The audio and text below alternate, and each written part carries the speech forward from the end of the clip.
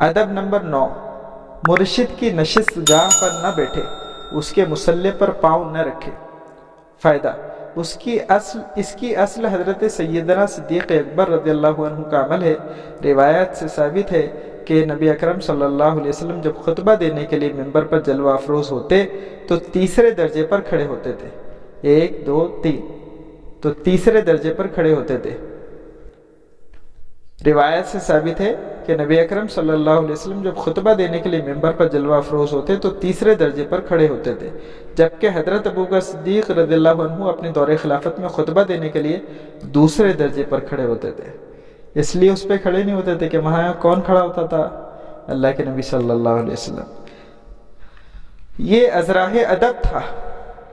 مرشد کے مصلی پر نماز پڑھنے سے اس لیے منع کیا گیا کہ ظاہراً اس سے مساوات کا دعویٰ ظاہر ہوتا ہے، یعنی اس کو اپنے برابر سمجھنا یا اپنے آپ کو اس کے برابر سمجھنا، تو اس لیے اس کے مصلی پر بھی کھڑے ہونے سے منع کیا گیا۔ اب تو دیکھتے ہیں کہ یہاں بیٹھتے ہیں تو وہیں جا کے بیٹھتے ہیں، تو یہ اس سے منع کیا گیا۔ ادب نمبر 10، بلا اجازت اس کے سامنے کھانا نہ کھائے، نہ پانی پیے، نہ وضو کرے، نہ اس کے برتن استعمال کرے، اس کی طہارت اور وضو کی جگہ طہارت یا وضو نہ کرے۔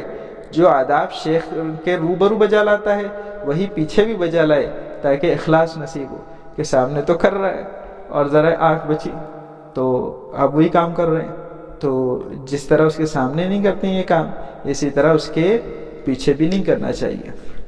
مرشد کے سامنے بلا اجازت کھانے پینے میں مشغول نہ ہونا چاہیے، حتیٰ کہ مرشد اپنے دسترخوان پر بیٹھنے کی اجازت دے تو بیٹھ جائے، ورنہ بخوشی پیچھے ہٹ جائے۔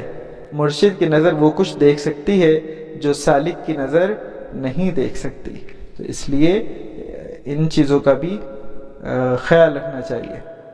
ادب نمبر 11، جس جگہ مرشد بیٹھا ہوا ہو اس طرف پاؤں نہ پھیلائے، اس کی طرف منہ کر کے نہ تھوکے، اگرچہ سامنے نہ ہو، وہ سامنے نہیں ہے تو بھی اس کی طرف منہ کر کے نہیں تھوکنا چاہیے۔ فائدہ، فقہائے کرام نے بیت اللہ شریف کی طرف پاؤں پھیلانا یا تھوکنا مکروہ لکھا ہے، اگرچہ بیت اللہ سامنے نہ ہو۔ جس طرح بیت اللہ مرکز انوار و تجلیات ہے، اسی طرح مرشد کا قلب بھی تجلیات ذاتیہ کا مورد ہوتا ہے، لہذا مرشد کے لیے بھی انہی آداب کی رعایت ضروری ہے۔